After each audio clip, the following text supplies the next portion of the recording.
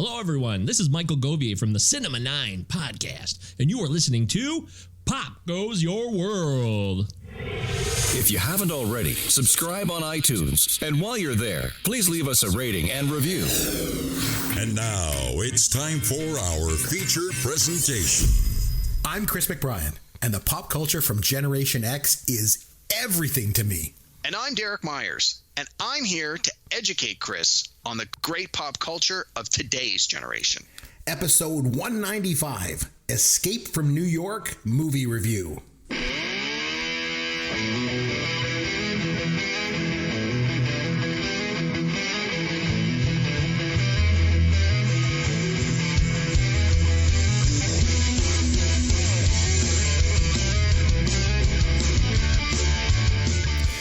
Chris McBrien, that's Derek Myers, and this is Pop Goes Your World, the pop culture podcast for the generations. This episode, we're gonna be going back in time, as we often do, and this time we're going to be going all the way back to the year 1981 to review the John Carpenter film Escape from New York.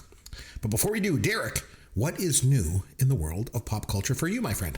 Hey, Chris. It's been a relatively slow pop culture week for me. You've been busy at work. Well, yeah, I have been very busy at work, yes. But I have three things today I want to just briefly talk about. I have a book, a movie, and a documentary. So we'll start with the book. Okay. So now I have an Audible account, and so I'm now listening to a lot more books on audio than I ever used to. So I don't know if you could actually say, like I used to say, hey, I read this great book. But if you're listening to it, do you still say, I read this great book? I guess I'd have to say, I listened to this great book. The book. It just sounds weird. It does. I'm just going to go with the old nomenclature. Sure. So I read this great book, and it's called The Storyteller, and it's by Dave Grohl, who you may know as the musician from Nirvana and the Foo Fighters. And when we did our drummers episode, he made my top 5. Okay. And so anyway, this is a book by Dave Grohl. Well-known rock musician, and it's part biography and part just him telling some great rock and roll stories from his life. The book's divided into 4 parts, and I'm in the 4th and final part now. I got like about 45 minutes to go. It was like a 14-hour book, and the last part is just him telling these great stories about his interactions with rock and roll icons. But it's a fantastic book. I mean, Dave Grohl, and he reads it himself, which is even better. I always love when a book, especially a biography, if it's written by the person and they do their own book on audio, it just makes it that much more interesting to listen to. And you can just hear the passion and excitement and the genuine enthusiasm in his voice. It's a great listen. I'm sure it'd be a great read if you were doing it old school. And if you're a music fan, if you like the Foos, if you like Nirvana, if you just like rock and roll, it is great. I can't recommend it strongly enough. I give it a solid A, even an A+. It's called The Storyteller. It's by Dave Grohl. It just came out last month. Cool. If you know anyone in your life that's a rock and roll music fan and you're looking for a Christmas gift idea, get them this book. They will thank you. It was fantastic. Cool.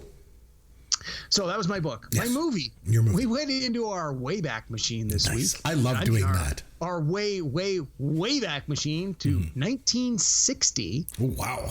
You did go. And I watched the original classic Ocean's 11. Oh, wow. That's not what I was thinking. When I think of 1960, I always think of Psycho. So Ocean's 11, the one with like Sammy Davis Jr. and like Frank Sinatra. And the Rat Pack? You bet. And now let me tell you, the more recent reimagining of Ocean's 11 with George Clooney and Brad Pitt and Matt Damon. Never hurts to get that opportunity to say Matt Damon a few times. Matt Damon. He is your boyfriend, you know. Yes, there you go. I mean, I've seen that version 10 to 15 times. Okay. At least. I love that movie. I've seen it all. I mean, I love anything and everything Vegas. Yeah, it's a good movie. I really enjoy it. And I'd seen the original once or twice before, but not in a long, long time. And it was on the Turner Classic Movies. I managed to record it a few weeks ago. Finally had a chance to go back and watch it again. And again, I thought it held up well for what it was. It's in some ways kind of funny because it's the same premise as the new one where they rob the casinos. Right. But just seeing the level of preparation and like what they have to do to steal from these casinos is so mundane. Like the security just seems so non-existent compared to what you would expect Now, in a casino today. The level of technology. Oh my God. Back then, not quite. Yeah, it's ridiculous. Yeah. But what I actually found that I loved the most about watching this movie this time around was the scenes where they did the exterior shots of Las Vegas in 1960 were craziness. So I'm a big Vegas guy. I've been to Vegas 30, 40 times maybe in my life. Like, that's my number one go-to vacation spot. I love Vegas. And as soon as COVID stuff goes away, I'm back to Vegas in a heartbeat. And just seeing what Vegas looked like in 1960, knowing so well what it looks like today, it doesn't even look like the same city, except for some very recognizable landmarks. It was pretty awesome. But there was definitely, this is one of those movies where certain things do not hold up today. Like some of the dialogue and the attitudes, especially the way they portrayed the gender roles, the way women were treated, the dialogue about women was pretty despicable. And I cringed a lot. A lot of the dialogue was very cringeworthy. Just some of the things they were saying, especially because they were saying it for laughs. But well, not just because it was 1960, but also because it was the Rat Pack. That's probably why they were doing it. And it's like they could get away with whatever. And but not to like, I'm going to say put that aside, but not in a way as to dismiss it and excuse it. But again, the movie itself on its face was pretty good. So I enjoyed revisiting this one from 1960. Another thing that I always think about when I think of Ocean's 11 is I was a big fan of SCTV back in the 80s. God, I loved SCTV. And they did a spoof of it, and they called it Maudlin's 11. And it was based on, they had this fictitious talk show called The Sammy Maudlin Show. And it was just basically these kind of cheesy, smarmy Hollywood types that just support each other and just laugh at each other's jokes, and it's just crap. And it was like Maudlin's 11. It was all those guys that had to, break in and steal money. So that's always something I remember. So nice. And you had a third thing as well. Yes, my third one is a documentary. For 40 days and 40 nights, he watches documentaries. He likes to learn about the world. It's Derek's Documentaries. Derek's Documentaries. One of my stronger songwriting entries, too, by the way. Well, it's brief, and that certainly helps its strength. That's why it's so good. So I watched the first of a 4-part documentary series that came out in 2019, and it's called Punk. And it's about punk music. I'll read you the brief synopsis here they have in Wikipedia, because I think this sums it up better than I ever could. Is it as brief as the song I just played? It's even briefer. Good. Oh, nice. Punk explores the music, the fashion, the art, and the do-it-yourself attitude of a subculture of self-described misfits and outcasts. Each episode focuses on an individual era of punk, beginning with proto-punk in the 1960s and up until the present day. So I only got a chance to watch the first episode, but I actually caught most of the last episode, which is what made me aware of this series in the first place, because then they reran it later in the week. And again, I'm just on a music kick this week, and it was fantastic. One of the producers is Iggy Pop, who is featured heavily, obviously, in a series about punk music. Yeah. And it's got a lot of it was filmed in 2019, so it's got a lot of interviews with people who are still alive that were around during the rise of punk.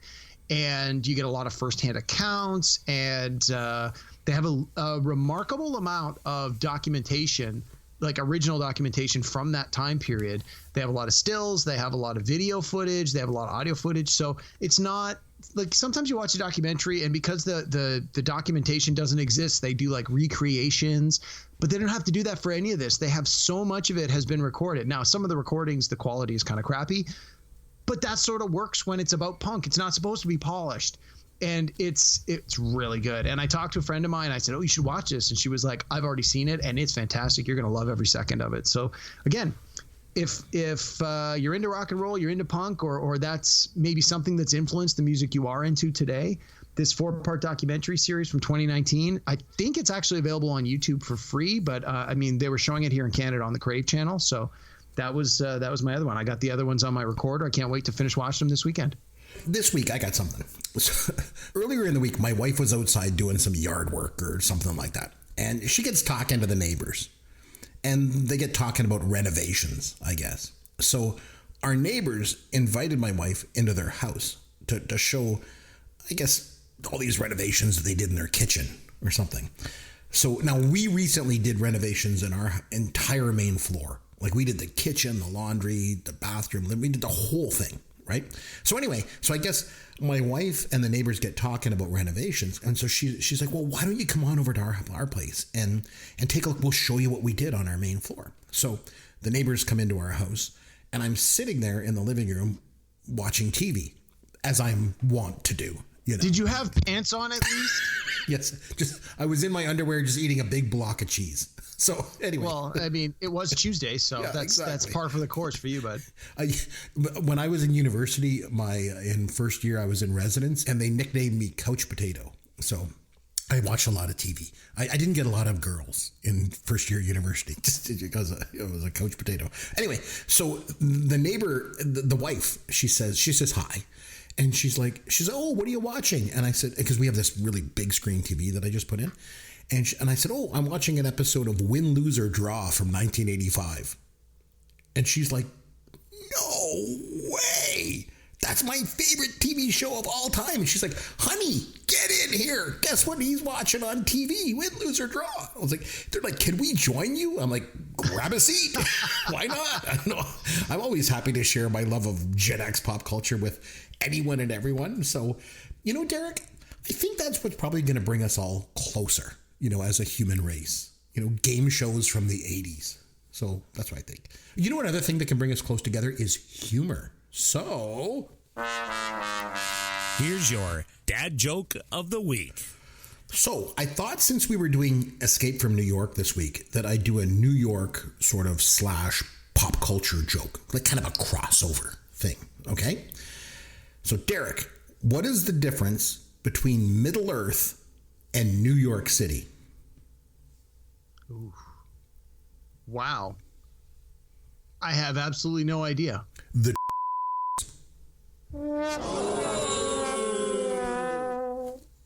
Too soon? Too soon. It's been 20 years. Too soon. I don't even think that's going to make it past the censors. So, man, I'm going to hell. You should just bleep out the whole joke. This technology's no good. I'm an old man, and oh my God, and I wish it was a picture tube. Like, hey, put that one in your pipe and smoke it. Oh my God, the world could come to an end. I mean, I know Derek. He wasn't really mad at me for that. I'm not even going to go down that road. It's like watching Coronation Street. I swear I will not kill anybody. The brother from another planet. No, turn the sound on. My goodness. Okay, so a couple of weeks back, we held a pop culture fantasy draft where we each drafted a team of movies, TV shows, and movies from 1981. And we sent the two lists off to our panel of judges. Oh, how did that go, by the way, Derek? I can't remember. You won that one hands down. Okay, so anyway, so then coming out of the draft, we each had to pick a movie from 1981 to review here on the show. So last week, I went with the James Bond entry, For Your Eyes Only. And this week, it was over to you, Derek. And you selected John Carpenter's Escape from New York. So to start us off this week, maybe you can talk a little bit about why you selected this movie and why you felt it was important to go back and give it a watch and review it here on the podcast. So take it away. Okay, so we were trying to find movies from 1981, since that's the year we did our draft of.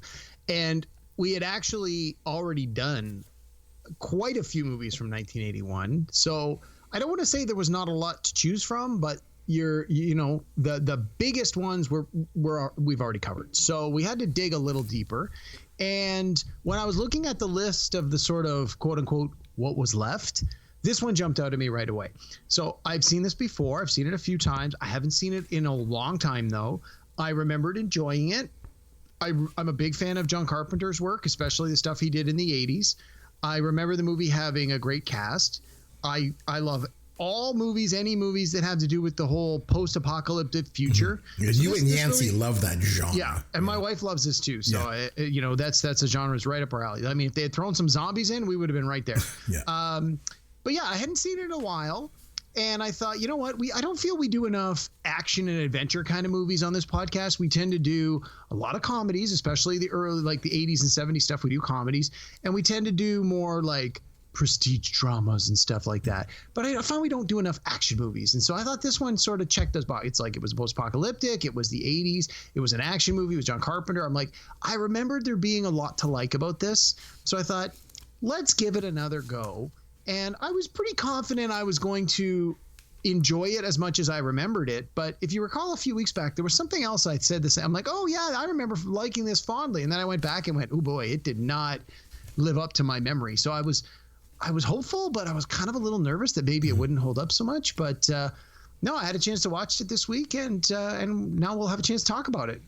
What about you? Had you seen this before? So I'd never seen this movie. And, wow, the first thing I want to say is this movie was really hard to find, like really difficult. So, Derek, did you have a copy on DVD, or where did you find it? Well, I honestly, I thought I owned this, which was part of the reason I selected it, because we've run into this challenge before too. We say, oh, this would be a great movie to do. And then it's like we spend half the week trying to find a copy of it. I did not own it. I thought I even went into my VHS collection thinking, well, maybe I have the video. I did not. And so I thought, well, that's no problem. I'll just go on Amazon and buy it. And it was like $60. Like, it was a ridiculous price. And although, I mean, this is half-assed internet research because I didn't actually look it up, but usually when this happens and we can't find a movie and the copies that are available are that ridiculously expensive, it's because it's out of print, and it's usually due to legal reasons. Some sort of legal fight about who owns the rights, or maybe there's music that's presented. Like, often it's songs that they don't have the rights for and things like that. So I gotta think that's the reason it's not available, is something to do with the legal battle. But man, oh man, was this tough to find. I finally did find it, but it was not easy.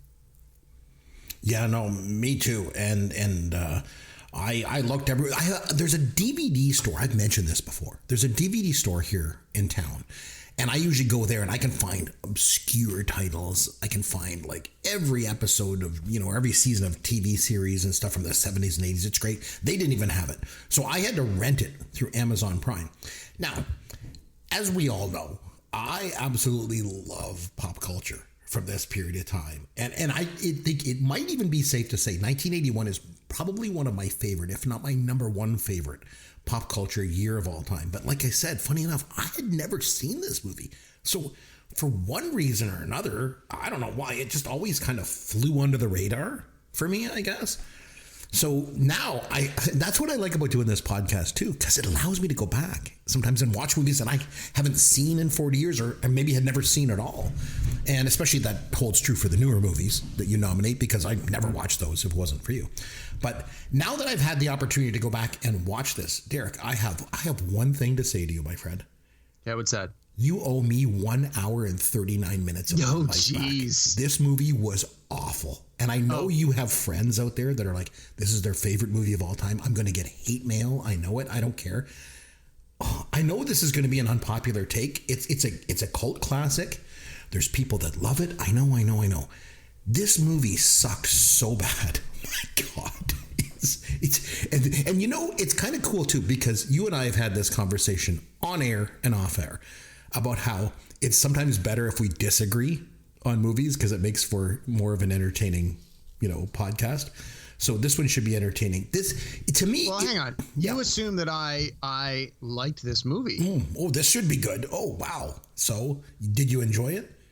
Oh, I loved it. It was so good. It was way better than I remembered it. I couldn't believe how much I loved revisiting this movie. Really? I don't remember it being this good. I can't wait to find a high definition Blu-ray 4K collector, all the extras version of this for a reasonable price. I can't wait to watch this movie again. I loved it. It's nothing more than a B movie. And that's not necessarily a bad thing. I like B movies. I like a lot of B movies, but not this one. This thing just reeks of bad movie from beginning to end. And I'll be honest, I think the topic of B movies just might keep coming back as we talk about this, because that's all that this was for me. And it was not even a very good one at that. Oh, jeez, I tell you. I don't see how you can be so wrong about so many things, but especially this movie. This was so great. There was so much to like about this. Even like, I was worried that sometimes when you go back to, I think just in a movie in the last few weeks, we've talked about like, well, the soundtrack ruined it for me because I didn't feel it hold up. Or, oh, it's just some of the things they depict. It's like, well, that's so outdated now, especially when it's a movie from 1981 that depicted a futuristic 1997 that is now over 20 years in our past. Like, that can be a hard pill to swallow sometimes when you're like, oh, my God, what did they – but I loved it. I thought it was great. I loved so many things about it. And that's not to say it was perfect, but I think for what it was, it had so much potential, and I think it lived up to all that potential. I love this. All right, well, let's break it down. It was directed by John Carpenter, who I think we should get to in a bit. I want to talk about him. And it was written by Carpenter and Nick Castle, who actually played Michael Myers in the original Halloween. It stars Kurt Russell, obviously, Lee Van Cleef, Adrienne Barbeau, Harry Dean Stanton, and Ernest Borgnine. It was made on a shoestring budget by Hollywood standards of $6 million. It grossed $25 million at the North American box office. So let's get into this, because this should be fun. I always like to start by looking at the box office, from the movie, from the year it came out. So it finished 24th at the box office that year. Like, it made $25 million. It was movies like Fort Apache, The Bronx, The Jazz Singer, Only When I Laugh. They all finished ahead of it, but it did outgross Neighbors, which was, a bad movie, but I liked it because it was Belushi, and The Final Conflict and Outland and Heavy Metal even, I thought were pretty good, but it outgrossed those. So it did okay. I mean, obviously it made its budget back, and then some. I also want to get into the cast a little bit. I think is important. That's one thing that stood out to me, especially going into this movie. I was like, wow, there's a lot of people that I know, So then I really started to think about this. I started to reflect on the cast, especially after I watched it. Kurt Russell, I want to start with. Yep. I think a lot of people think of Kurt Russell as this Hollywood icon, this legendary actor. But when you get right down to it, that's not really the case. Like, you could make the argument that if it wasn't for John Carpenter, Kurt Russell wouldn't even really have much of a career in Hollywood. Well, okay, hold on. I think that's a bold statement. Yeah. We're gonna back that up a little bit. Okay. So one of the things that I liked about this movie that I think a lot of people liked about this movie is before this, Kurt Russell had a pretty decent career as a child actor doing things, a lot of Disney movies, a lot of, movies of the week, that kind of thing. And that was his reputation. He's the boy next door. He's the kid that can do that kind of stuff. And this was like his sort of, coming of age movie where they cast him as this badass. And from what I was reading, like, there was a lot of people in Hollywood and in the movie industry that thought, oh, this is bad casting. And apparently he was absolutely not the first choice to play this by a lot of executives. There was a lot of, people who passed on it or people who were suggested. And then for whatever reason, like, I know Charles Bronson's name was thrown around. People were like, well, he might be a little bit too old. Right. And so there was a lot of other people that were either considered for the role or even offered the role. And one way or the other, he ended up getting the role. And I think that this was an opportunity for him to change his Hollywood image. And then he does this, and a couple years later he does Big Trouble in Little China. And now you start to see him as more of a, hey, maybe he can do action stuff instead of just, the family friendly, look at me, I'm the pretty older brother in the family kind of roles. And I mean, that was part of the thing that I liked about Kurt Russell. Like, I remember my first experience seeing Kurt Russell, I remember this movie from when I was very young. I probably shouldn't have seen it, but not in the theater, but I saw it on video, like, not long after it came out. I remember seeing him in Overboard. I remember seeing him in Big Trouble in Little China. Like, those were sort of the three movies I saw him in the first movies I ever saw him in. And I mean, he's worked consistently his whole life.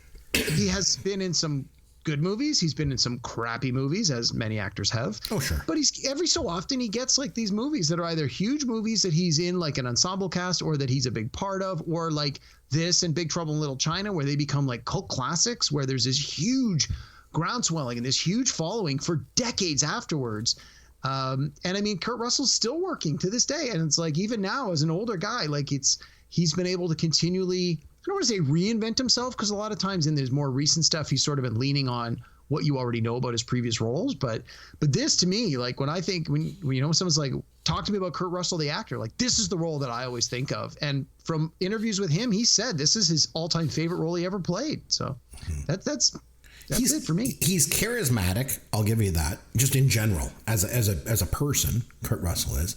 But really, if you take away John Carpenter's stuff, there's this movie, there's The Thing, and Big Trouble. Oh my in God, I Little totally China. forgot The Thing. You're absolutely right. We got to do that on a future podcast, bud. That movie was pretty good. It's a great movie. I love that one. And then Big Trouble in Little China, like you mentioned. But if you take those away, he didn't really do all that much. Like he was pretty good as Herb Brooks in Miracle, and Big Trouble in Little China it's a fun movie to watch. But like you said, his earlier work was just these like lightweight Disney comedies. I just think Kurt Russell isn't exactly this legendary actor that some people make him out to be. I think he's more of a B movie actor if you get right down to it. Again, I wouldn't. So there's definitely. I wouldn't necessarily say a B movie actor. He's definitely been in a lot of B movies, but he could certainly carry a movie as well. I mean, you think, and I'm not necessarily saying like $1 billion productions, but like he was the lead of the ensemble in Tombstone in the 90s. He was the lead of the Stargate movie in the 90s. He was in a great, fun, guilty pleasure movie of mine called Executive Decision, where a plane gets hijacked. He was in a fantastic thriller in 1997 called Breakdown. He was in an action movie the next year in 1988 called Soldier, where he was really good. Again, he's been in a lot of stuff, and more recently he's been in some of the Tarantino stuff. He was in The Hateful Eight. He was great in that. He's consistently worked, and he's been good in just about everything he's been in. Okay. Lee Van Cleef, I want to talk about. You mentioned recently that you watched Sergio Leone's Spaghetti Western trilogy, right? Yeah. Well, I haven't watched the third one yet, but I watched Fistful of Dollars, A Few Dollars More. So Lee Van Cleef was in the last two, right? Yeah. Because he was in Fistful of Dollars and or he wasn't in Fistful of Dollars. He wasn't in that one. Few Dollars More and Good Bad and Good Bad They Ugly, Yeah. right. And the thing is, he was great in the one that I watched. He was always known as this B movie villain. You know, and he did a lot of his work back in TV back in the 60s, like back when TV Westerns were a big deal. But everything that he did between those spaghetti Westerns and this movie in 1981 was basically just low budget B movie crap. Like things like Captain Apache and El Condor and crap like that. And then Ernest Borgnine is in this. He plays the cabbie, obviously. They apparently added this character to the movie when they realized it was just an action movie and they needed some, I guess, quote unquote depth in the script, or at least a little bit of light humor anyway. Ernest Borgnine is an Oscar winner. Like he won an Academy Award for Best Actor back in '55 for Marty. And he was on McHale's Navy on TV in the 60s. But personally, I will always remember him as Ted Denslow in Basketball. I was just about to say Basketball. Remember, jokes on Hot Dog. You kids today and your Pac-Man video games and your Zima soft drinks and your Dan Fogelberg records. Love that. But I get, where they're writing the script and the producers and the writers, probably felt like they needed some lighter characters. But I have no idea what the hell he was doing in this movie. I really don't. He seemed odd to me. Yeah. The more you start to analyze some of the specifics, some of it makes a little bit less sense. Like if you've got this, again, I'll keep using the term post-apocalyptic, even though it's now in the past. So you've got this prison state that is now New York City. And clearly it's lawlessness has taken over and tribal, like it's a lot of tribal groups and gangs and things. Why would you have who's going to bail and then pay for a taxi cab? So I was really not really clear on his role in society and why nobody just shot him and took his cap. So I'm thinking maybe there's supposed to be a little more depth there. He's like, because he seemed to know everybody. So what's going on? Again, if you think about it too hard, it's going to hurt your brain. But I'm just fine to have. Yeah, B movies will do that to you. So, so the rest of the cast, I want to get to these guys. This cast is interesting. Hang on. I want to go back to Lee Van Cleef. Oh, sure, yeah. So, as a young person, my introduction to Lee Van Cleef was in the 1984 TV series that I'm sure we will all remember fondly called The Master, where he plays an aging ninja who takes like this young kid under his wing, a white kid, of course, because all the ninjas were white on TV in the 80s. And Lee Van Cleef is such an Asian character. Yeah, and so as a 9-10-year-old kid, I thought, oh my God, this is fantastic. I'm sure if you go back and look at it now, it is going to be like stink up the room. Yeah. But that was where I first remembered seeing him. So when I've since seen him in other things, I'm like, that's the guy from The Master, as opposed to everybody else in the world who's like, oh, that's the guy from the spaghetti westerns, or that's, his better works. It's like, that's where I remember him from. we all remember these guys from other stuff. Tom Atkins. So he was in Lethal Weapon. Remember, he was Michael Hunsaker. He was Amanda Hunsaker's dad, the girl that jumped out the window. He was another B movie actor. Like he did a lot of TV when he started out. Like he did like The Fall Guy and T.J. Hooker, but mostly he just did B movies. He was in Halloween 3, Season of the Witch, and Night of the Creeps and stuff. So he was another B movie guy. But another cast member that jumped out to me was Donald Pleasance. So obviously, John Carpenter likes working with the same actors over and over again. And that you could say that might hold true for a lot of directors. Sure. Right? Yeah, for sure. That's fair. But I think in this case, it seems like there's this core group of B-movie actors and crew that all just keep working together, But Donald Pleasance, he played Blofeld in the Sean Connery Bond films. We mentioned him just the other week. He was in The Great Escape that we reviewed. That's where I remember him from, The Great Escape, yeah. And he was in Halloween, obviously, as the doctor trying to get Michael Myers. Never saw Halloween. Not a big horror movie guy. But you like John Carpenter. I do. Adrienne Barbeau. Oh, love her. So she was on TV in Maude.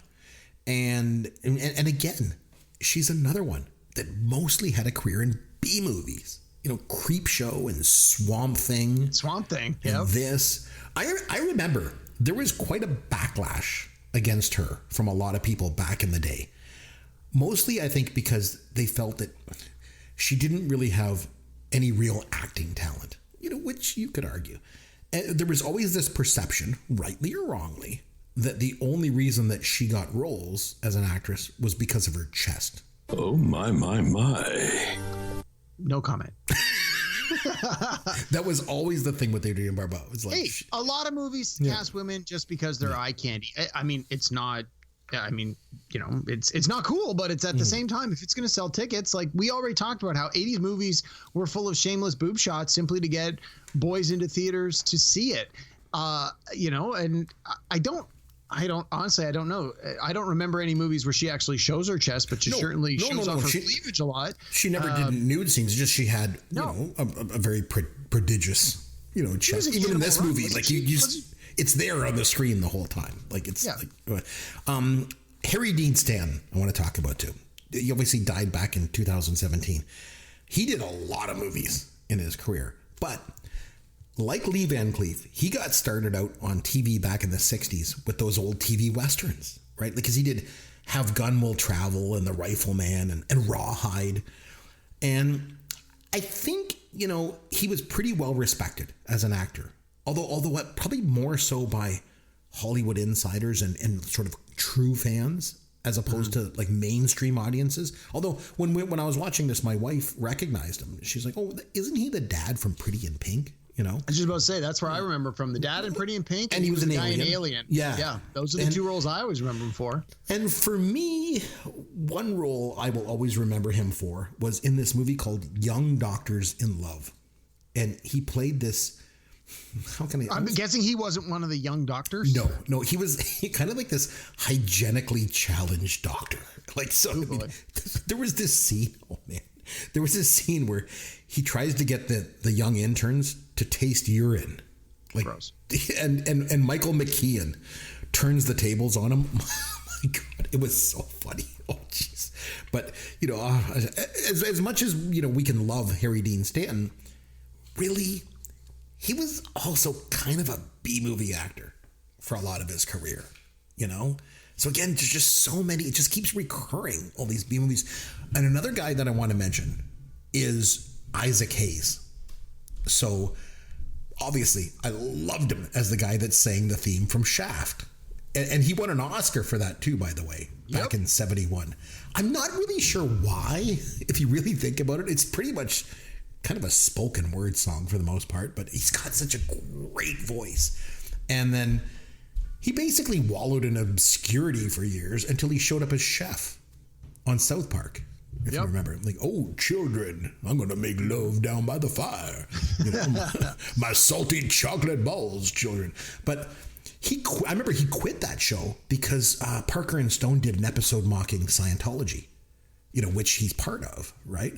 And I remember there was this controversy because he said that he quit because, you know, they're making fun of religion, which is BS. Because he had no issues when they were making fun of Catholics or Jews or anything. It was just, you know.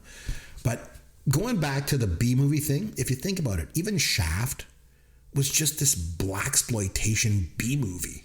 So again, it's just all this B movie people over and over and over again. So okay, so hang on. I want to stop you and sort of take a sidestep here for a minute.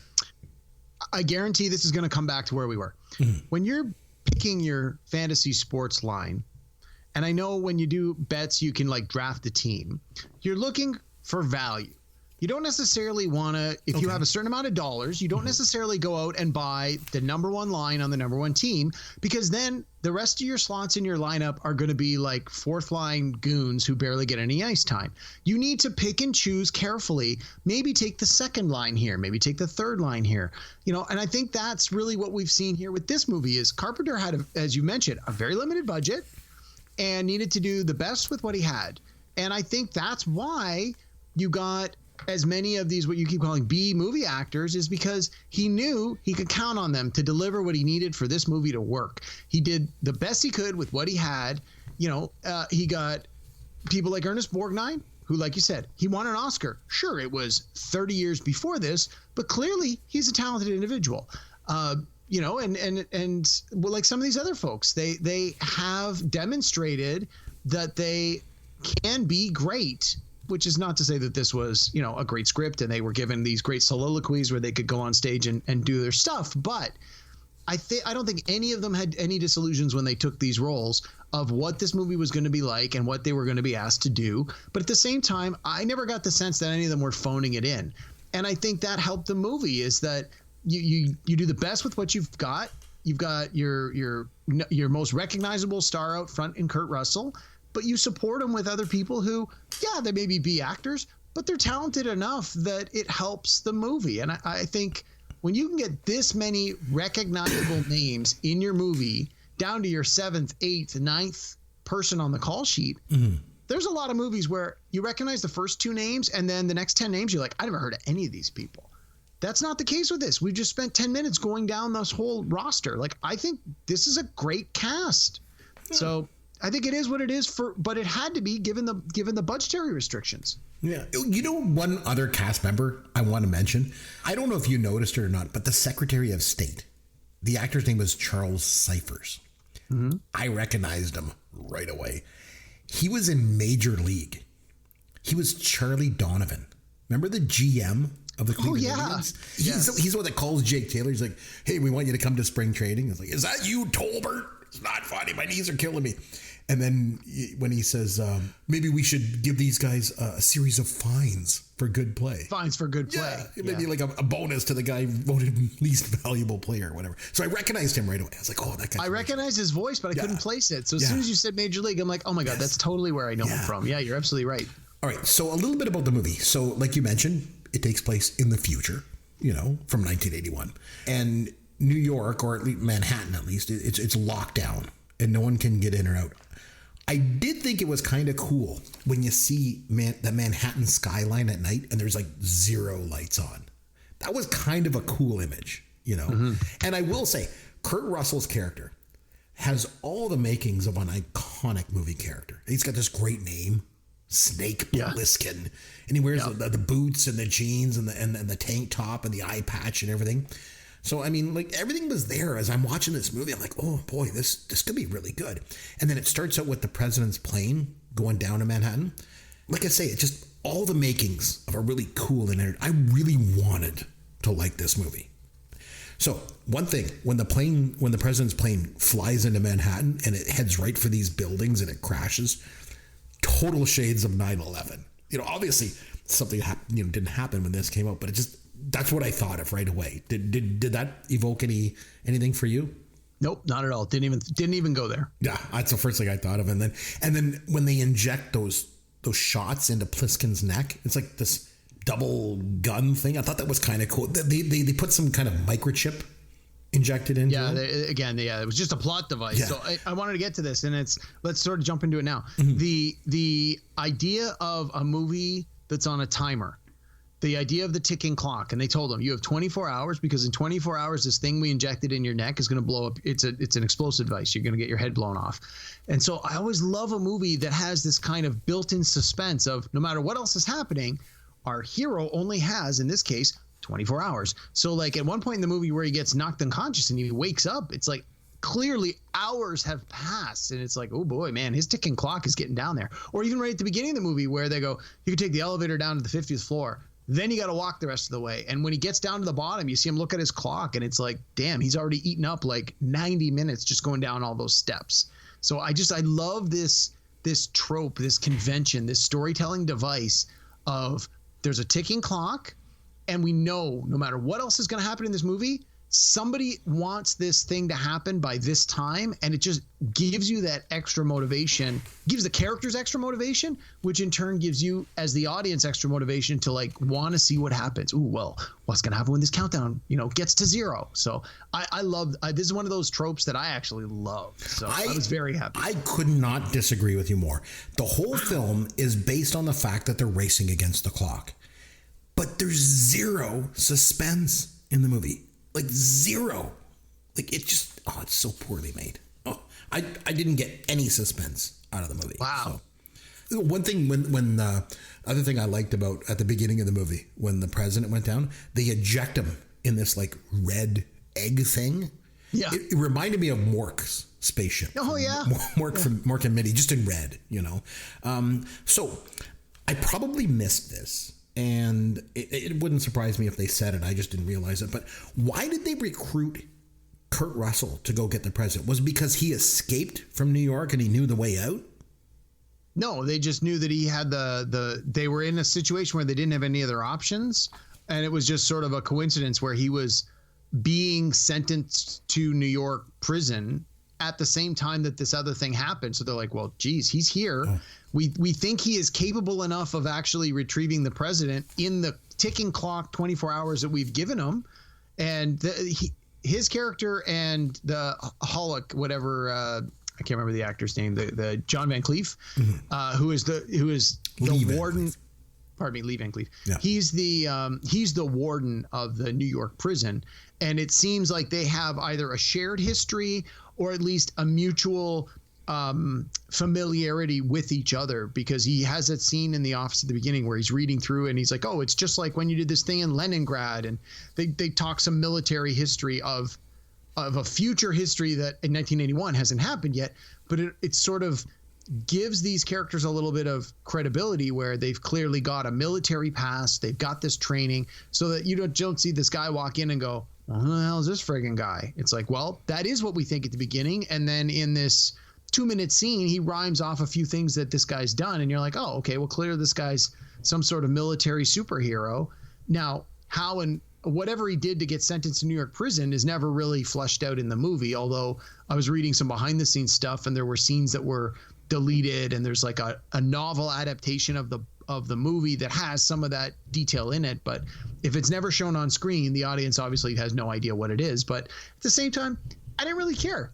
Obviously, it was something that like, it didn't seem like you were sending shoplifters to the New York prison. Mm-hmm. Like, the people that went to New York prison were clearly the worst of the worst. And when they start talking about this guy being from the military, you're like, well, he probably did some pretty bad stuff. So that's all I needed to know. I was fine with that. The special effects in this movie, I want to talk about for a second. The graphics, when the glider's coming in and he's looking at like the computer images, and it was that green wireframe type graphic. Yeah. That was a real thing back in the 70s and 80s. I remember there was a video game where you drove a tank and you had to shoot at stuff. It was called Battle Zone. And it used those kind of graphics. Like that, those are kind of like the go-to state-of-the-art graphics for a while back then. I remember those. So I saw that and I was like, oh, that reminds me of Battle Zone. That was pretty cool. There was a scene where he shoots an outline in the wall and then crashes through it. I felt like that should be some sort of B-movie trope. Like, it certainly feels like one, but I don't think I've ever seen that before, or since, for that matter. That feels like a kind of a B-movie thing, or like a cool thing to do. See, and I thought, from my point of view, again, having seen a lot of these post-apocalyptic zombie kind of movies, ammunition becomes like one of the most valuable commodities, because in a prison world, nobody's making new bullets. True. A gun is great, but if there's no bullets in the gun is useless. So it seemed to me that when he got there, he literally had what he brought in with him, which was probably not a ridiculous amount of stuff. And then he wastes all these bullets shooting through the wall. It looked like it was drywall. Just run through it. It's drywall. You don't need to shoot it. It just seemed, that was the first thing where my mind went, was what an unnecessary waste of your limited resources. And then, I mean, not too long after that, he gets captured and they take away his guns anyway. Right. So it really didn't make that big a difference. But from a post-apocalyptic survival point of view, that's a big no-no. But as this was one of sort of the earlier movies in this kind of genre, you can forgive them for doing silly things like that. A lot of times when we talk about these movies, you always mention the score. Yes. And it's really struck me when they first got into New York.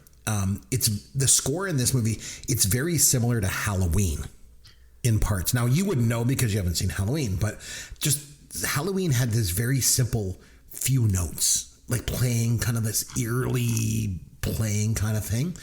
And it was because John Carpenter did the score. I was going to say, didn't Carpenter compose some of the movie himself, the music himself? Yeah. So it really struck me. I was like, oh, that's almost the same score as Halloween. So just something I thought. So this is, and I mentioned the opposite of this in a movie not too long ago, where the wrong score in a good movie can kill it. And as much as this score definitely felt 80s, I also felt that it was appropriate for this kind of movie and was sort of futuristic while still being retro. And it contradicted my criticism from a previous movie where it was like, I actually dug the music. I thought it worked. Yeah. I thought it was, although it was very like synthesized and techno sounding, which is very 80s in and of itself, it was, as you just described, sort of minimalistic. Mm-hmm. It wasn't overproduced. It wasn't overdone. It was just a series of a few notes done in a way to mirror the action on screen. I actually thought it worked very well. I liked it a lot. Well, and if you think this movie was low budget, man, you got to watch Halloween. Like, I mean, he made that on nothing. And so I think John Carpenter, being used to working with low budgets, had to cut corners. And one of the ways to do that was, well, I'll just do the score myself, kind of thing. And then that's kind of where that came from. I have a question for you. The movie poster has an image of the head of the Statue of Liberty laying on the ground in downtown Manhattan. But that never happens in the movie. No. Probably because they had no money to pull off the special effects for it. But why do they put it in the movie poster? Well, I was going to say, I don't think it was needed in the movie. I think putting it in the poster immediately gives you in one quick flash image, this is the symbol of New York, the symbol of America, the symbol of freedom, the symbol of superiority. And here it is demolished in the streets of New York. I think in one quick image, it just sums up right away. Freedom is gone. Democracy is gone. The superiority of New York City is gone. Like, this is because New York becomes a prison. Like, this is not a place where the free are put. This is literally the place where the condemned and the imprisoned are put. And the city has been destroyed. And I think this is a fantastic image to show the head of the Statue of Liberty destroyed, removed from the statue itself. Like, nothing says, screw your freedom like the destroyed Statue of Liberty. I think it's a fantastic poster. It's a fantastic image. It sums up what the movie's all about in one quick picture. And even though this isn't in the movie, whether or not the head of the statue was supposed to have been removed or the statue was supposed to have been destroyed is irrelevant. And the fact that we don't see it on screen, I don't think matters at all. I think when you're trying to sell tickets in 1981, you're trying to put bums in seats, and you've got all the movie posters in the marquee all lined up in a row, and you see this, you know exactly what this movie's going to be about. And I love it. I love this poster. I think it's one of the great movie posters. One of the things in this movie that jumped out to me too was that station wagon. So there's this scene where Isaac Hayes is driving around in this station wagon, and it's got these chandeliers on the hood and a disco ball hanging from the rearview mirror. Yep. So my best friend, when I was a teenager, had a station wagon exactly like this. Like, I think it was a Ford Country Squire or something like that. It had the fake wood paneling, along the sides. Mm-hmm. And as I'm watching this movie, I just kept thinking the whole time, man, if I had seen this movie back when it came out, I'm pretty sure we would have done up the Country Squire with chandeliers in a disco ball. Nice. Oh man, my friend used to call it the magic wagon. We literally drove that thing into the ground. My God, but it would have been so much better with chandeliers on it, though. That's for sure. And the disco ball hanging from the rearview mirror. Oh. Yeah. No, I was reading that apparently. Again, I'm not a car guy by any stretch of the imagination, but like so many other things, nostalgia drives a lot of what happens today. And for a lot of car people who have like these people, as they come into money later in their life, want to buy the car they had when they were 17 years old, or the car that they learned to drive in. And so you're getting all these people buying these old cars and fixing them up or blinging them out or whatever. And apparently this idea of the Escape from New York, the station wagon you described, the Isaac Hayes car with the chandeliers and the disco ball, apparently this is like a big thing in the car community where people actually bling out their cars with stuff like this, inspired from this movie. And I thought, wow, that's awesome. So, and it's funny because I don't see this movie as being, influential in any way. Like, at least if you look at John Carpenter's Big Trouble in Little China, it's become a bit of a cult film. That movie was kind of fun to watch. And so I think people remember it fondly. But this movie, like, I don't see the same thing. I don't see people that, really love this movie and, it's endured over the years. I don't know. I just don't see it being popular. I have a question for you in regard to the cassette tape at the end. Yes. It obviously had some significance. I mean, Pliskin stole it, right? And then replaced it with some cassette of this like bad music on it, and then he like destroys it at the end. So what was on the cassette tape that was so important? It seems to me like it was an important plot point, but I had no idea what the hell was going on. Yeah, they talked about it at the beginning. They were saying that the president, they were talking about nuclear fusion or something, and how the president was going to make an address and share this information with the other rival nations. I think it was China and Russia were at this summit. And so that's what was on the tape, was this scientist giving this lecture, or describing how to do this nuclear thing. And even when Pliskin gets the tape and he plays it in the car just for a few seconds, you hear some sort, I assume it's supposed to be like a scientist rhyming off scientific sounding stuff. But they do address that right at the beginning, where they said, we want the president because he's got this briefcase, and in the briefcase he has this information. Again, it's a MacGuffin. It's a plot device to further motivate. Because when he finds the president, that's not good enough. The president's great, but without the tape, it's a package deal. So it just further adds to the tension, the suspense, the drive of the character. Well, I'm on the clock. Okay, I finally found the president. Oh, not good enough. Now you need the cassette. Oh my God, where are we going to find that? So you owe me 1 hour and 39 minutes of my life back, and I want it. So you and I are going to a hockey game this weekend. We're getting together and hanging out. And after the game, I'm going to make you watch one of my movies for an hour and 39 minutes as payback, probably Ishtar. So just, I was going to say, as long as not Meatballs or Ishtar, we're good. I mean, Meatballs is good. Anyway, so, all right. So So Chris, what would you give this out of 10? Probably a 4, 3 or 4. Wow. Yeah. I got to give this a solid 8. I can't wait to watch this again. God, we're so different on this one. I tell you. All right. Fun with Caveman. All right, Derek. In keeping with the spirit of Escape from New York, I'm going to go with a familiar format for trivia this week. We've done this many times. So I give you the year and the synopsis of a film. All you have to do is name the movie title. Okay? Okay. Common thread. All the movies have the name of a city in the title. Okay. All right. Okay, that's fair. Yeah. Super easy. 1993. Okay.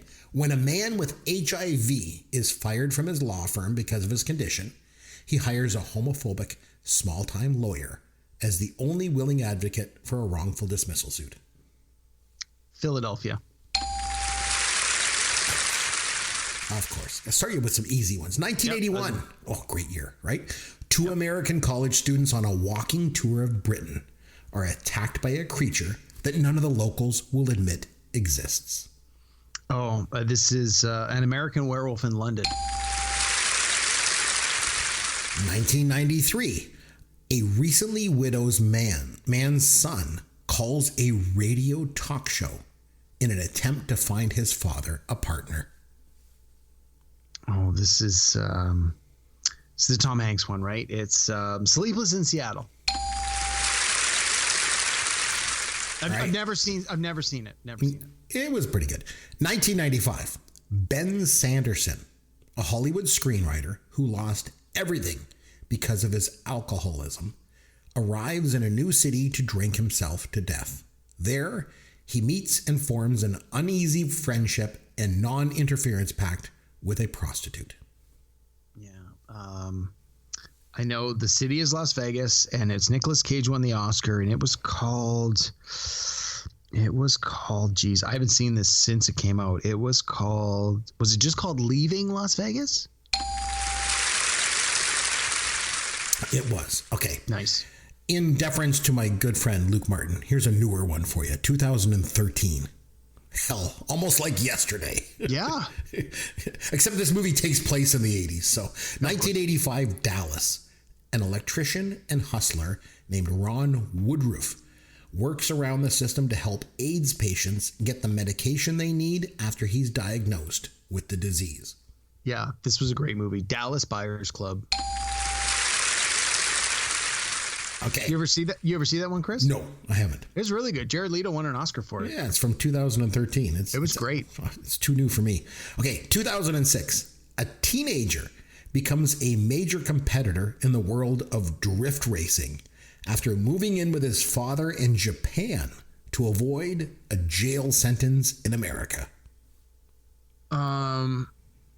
Does not sound familiar at all, but given your clues, I'm going to guess, was it one of the Fast and the Furious movies? I think it was called the Tokyo Drift.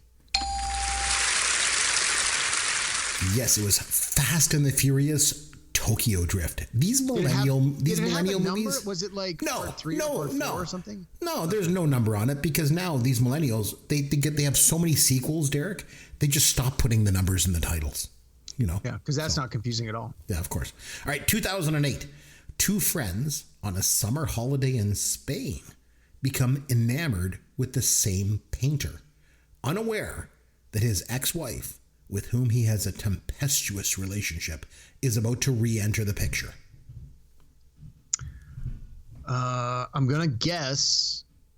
I like this is an out of the blue guess. Is it the one with Javier Bardem? It's Vicky Cristina Barcelona.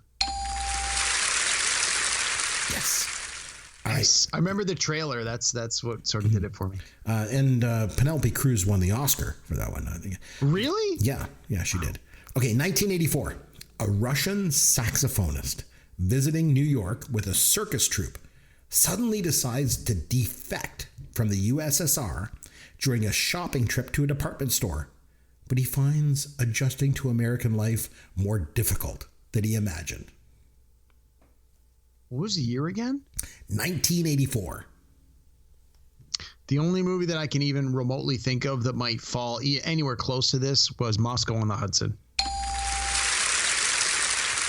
You are correct. Wow. Right. Who was in that movie? Why does that sound familiar? It was Robin Williams. It was Robin Williams. Okay, yeah. That's where my mind went. I'm like, that's the one with Robin Williams? Never seen it, but I remember it. I remember hearing about it. All right, going back to 1977. Oh, boy. An egotistical saxophonist. Back-to-back saxophonist. I was going to say, yeah. Right, in this one, an egotistical saxophonist and a young lounge singer meet on VJ Day and embark on a strained and rocky romance, even as their careers begin a long uphill climb. Wow. Doesn't sound familiar. The only movie I can think of from 1977, it was 1977, right? That's correct. I'm going to guess Star Wars. City in the title is New York, New York. Oh, sure. You sure it's not Star Wars? It sounds a lot like Star Wars. Yeah, Star Wars is not a city. Okay, 1984. Best friends and their daughters vacation in Rio de Janeiro, only for one to fall for the other's daughter? Typically creepy 80s movie premise for you, Derek. And it's probably a comedy. Like, it's probably played for laughs. Is this this is that creepy one with oh geez, the guy who played Alfred in the new Batman movies? What the hell's his name? Michael Caine. It's with Michael Caine. It was give me a second, I'll get it. It was Blame It on Rio? Indeed it was. Okay, 1986. A rich but troubled family finds their lives altered by the arrival of a vagrant who tries to drown himself in their swimming pool. Oh, the only reason I know this is because I gave you almost this exact same question when we did a different movie. This was Down and Out in Beverly Hills. Yes, it was. Bette Midler running around yelling, "Call 911! Call 911!" I've never seen it, but when we did the Beverly Hills Cop movie, I gave you trivia with all the movies that had the word Beverly Hills in it. So that's the only reason I knew that answer. All right, 1988. In 1943, the crew of a B-17 based in UK prepares for its 25th and last bombing mission over Germany before returning home to the USA. Wow. What year? 1988. Wow. City of Memphis Belle. Memphis Belle. Oh my God. Yeah. So you just got to remember the common thread. A plane. City. That's the only reason I was like, All right. Two more. 1972, going way back. A young Parisian woman meets a middle-aged American businessman who demands their clandestine relationship be based only on sex.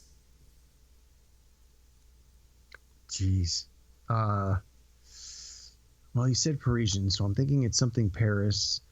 It's like Afternoon in Paris something. I don't know. Afternoon in Paris? No. Last Tango in Paris. Tango in Paris. Yes, Okay. Last Tango Never in seen Paris. it, but I was like... Marlon Brando. Okay. Last one. 1988. The police academy's commandant will be honored at a police convention in Miami Beach. At the airport, he picks a wrong bag with stolen diamonds. The owners want them back. And I need the exact... I was going to say... I've given you a lot of clues. Yes, I think, and I'm ashamed to admit, if this is right, I saw this in the theater. It was Police Academy, I want to say 5, Assignment Miami Beach.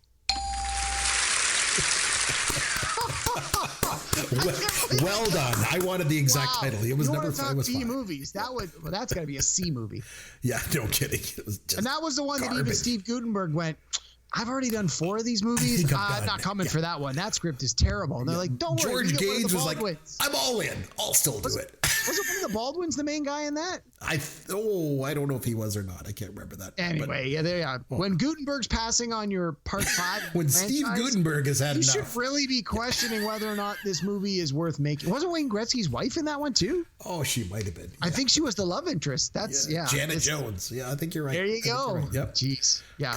Don't waste your time on that one. No, it was awful. You could just stop right there. You could just stop after the first. The first movie was pretty good. I remember it was shot in Toronto. Yeah. It was a lot of fun. Then it was just dumb after that. Like they were just finished. Okay, so we spent the last 3 shows in 1981. We'll probably get a little bit more recent with our next show. So what do you say we come back with like a topic of some kind and I love do something, that idea. You know? Yeah. So, well, I mean, you and I can figure out what that's going to be. You know, between now and then. But anyway, it's a lot of fun. You did really well on the trivia, by the way. You only got 1 wrong. Just I missed the softcore porn film with I missed Marlon the Paris Brando. one, and I missed one other one somewhere in there. There were 2 I missed. I don't know. But yeah, there was a lot of B movie. There was a lot of crappy movies in there that either I'd never seen and I had to guess. Oh, New York. You didn't get that one was with with Liza Minnelli. Are you sure that wasn't Star Wars? It's 1977. Were there any other movies other than Star Wars that year? Because that's the only one I remember. Yeah, there's probably a city named Star Wars somewhere right now. So I'm sure. All right, so lots of fun this week. We disagreed on the movie. Oh, well, makes for a more interesting show. You were wrong. I was right. That's all we need to know. That's all we need to know. So we're good. So anyway, until next episode, this is Chris McBrien on behalf of Derek Meyer saying thanks for listening to the show. This is Pop Goes Your World, the pop culture podcast for the generations.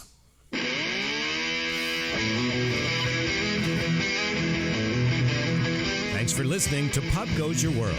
You can contact Chris and Derek at popgoesyourworld.com. Please take a minute and review the podcast on iTunes or wherever you download and listen to the show.